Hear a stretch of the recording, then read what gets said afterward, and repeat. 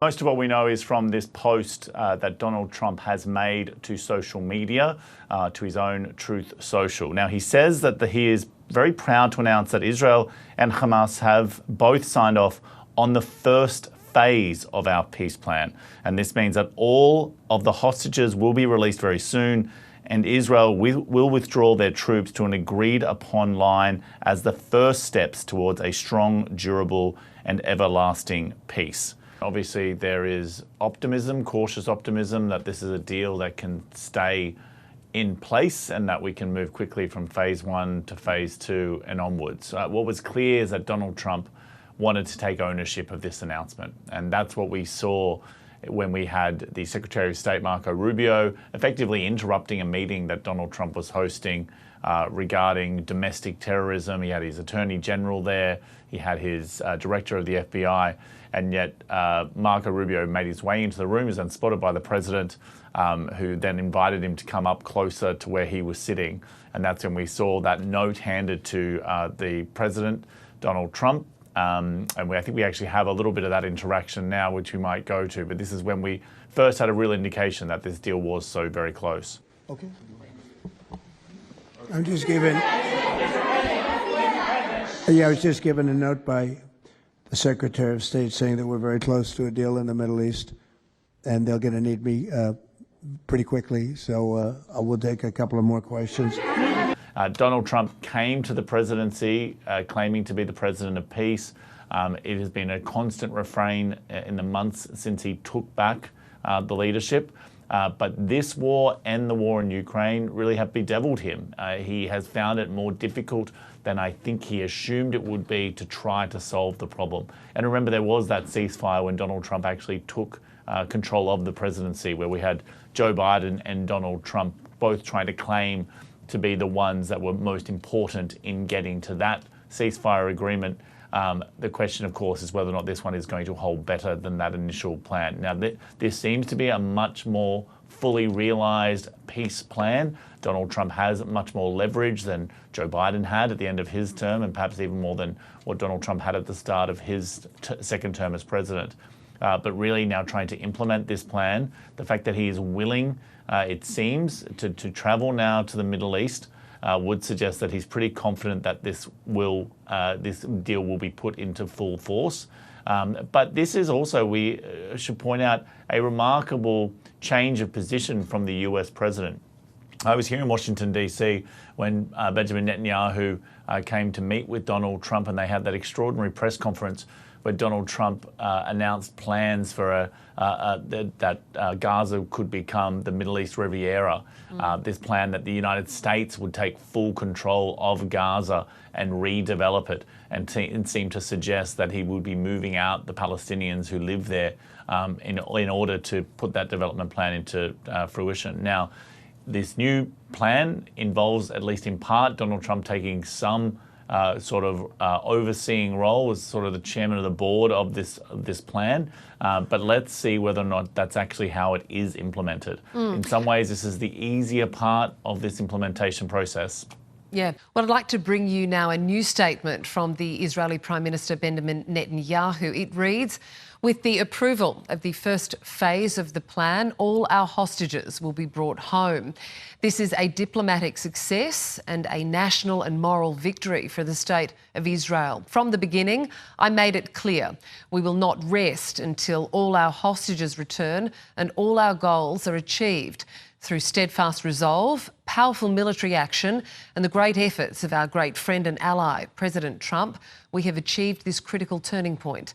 I thank President Trump for his leadership, his partnership and his unwavering commitment to the safety of Israel and the freedom of our hostages. God bless Israel. God bless America. God bless our great alliance." Those comments there from Israeli Prime Minister Benjamin Netanyahu. Well, let's return to Jerusalem now, where it's just gone 3 a.m. local time. Middle East Correspondent Matthew Doran is standing by. Matthew, that statement there from the Israeli Prime Minister gives a little bit more colour and information around this deal and how he's feeling about it.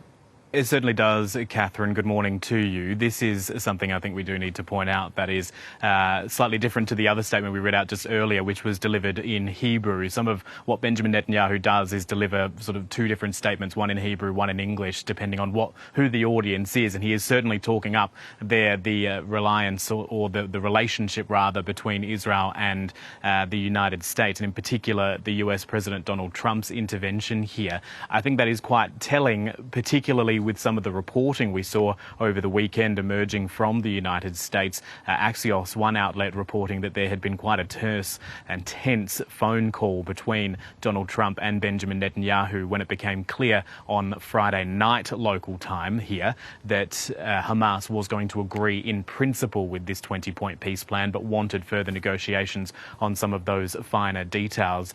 Benjamin Netanyahu was reportedly quite scathing of that, quite sceptical of whether or not this would actually lead to a deal. And Donald Trump, I won't repeat the exact language because it's not quite suitable for broadcast, Catherine, but he certainly said that Benjamin Netanyahu asked him why he had to be so negative about everything all the time, and that this could be the one moment to finally get a peace deal. So there has been this constant praising of the US president from Benjamin Netanyahu, and that is clear to see in this statement and many others throughout the course of the last couple of months or so. And that is because Donald Trump really is the only person that Benjamin Netanyahu listens to on the world stage. When Donald Trump says that something needs to change, that is really the only moment that Benjamin Netanyahu decides to change course as well. So, yes, hearing that from Benjamin Netanyahu, not altogether surprising. But again, we still don't have a whole lot of the details as to what concessions have been made to get both Israel and Hamas to this point where this first phase has been agreed to, and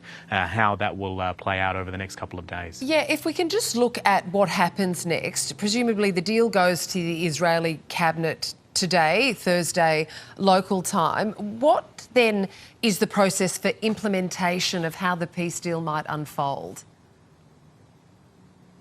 Yeah, this security cabinet process could actually be quite interesting, because we know that there are some very loud voices within Benjamin Netanyahu's own coalition cabinet who do not want a deal. They see this as pandering or surrendering to Hamas, even though Israel has wrought incredible and almost unimaginable destruction across Gaza throughout the course of 2 years of war.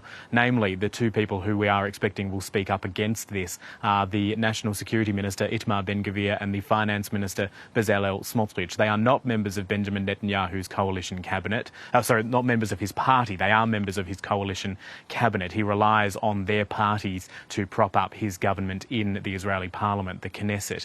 And certainly we've heard from both men over the course of the last few days, prior to the religious holiday period, which is being observed in Israel again over the last couple of days, that they thought this was a bad deal, that there shouldn't be any negotiations with Hamas, that it would be a capitulation, and Itamar Ben-Gvir going so far as to threaten to quit the coalition if this plan was to go ahead.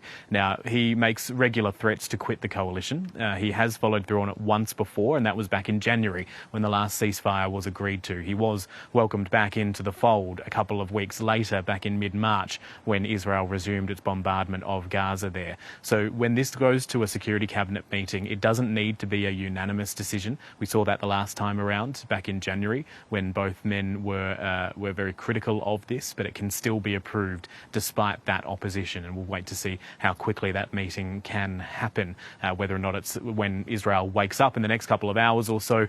A lot of these security cabinet meetings often are held into the evening as well, so we might still be a couple of hours away from learning where the Israeli government officially stands. But based on that statement from Benjamin Netanyahu, he is giving this the seal of approval, so you wouldn't expect the security cabinet to necessarily block it unless there was some sort of major eruption of anger and disdain within that cabinet process. Benjamin Netanyahu will certainly, it appears, be able to get that through. From here, the implementation period, it depends exactly what the terms of this deal are. As I was mentioning when we spoke in the last hour, we were talking about the 20-point peace plan from Donald Trump originally outlined a 72-hour window from the point that both sides agree for Israeli hostages to be be released. Now, that was seen as something of a sticking point for Hamas, concerned that it couldn't meet that sort of deadline, that it was also worried about how Israeli troops would withdraw during that period to allow those hostages to be freed, whether or not they were going to be retreating to a suitable point or a palatable point for Hamas to agree to that, and then what would happen after. How would Israeli troops continue to occupy the Gaza Strip? Hamas has long demanded that there needed to be a total and immediate withdrawal of Israeli troops, Israel insisting it needs to maintain a presence there to protect its own security. That's been one of the sticking points. So whether or not there's been an outcome or a breakthrough on that point remains to be seen. But it could be a situation where, if everything is agreed to today local time, and as you mentioned, it's just after 3 a.m. here in the Middle East, if everything is agreed to, we could see these hostage releases begin in the next few days, perhaps over the weekend, and that would be the sort of start of this wind-down process. But again, those details we need to get a little bit more of before we can accurately start mapping that out.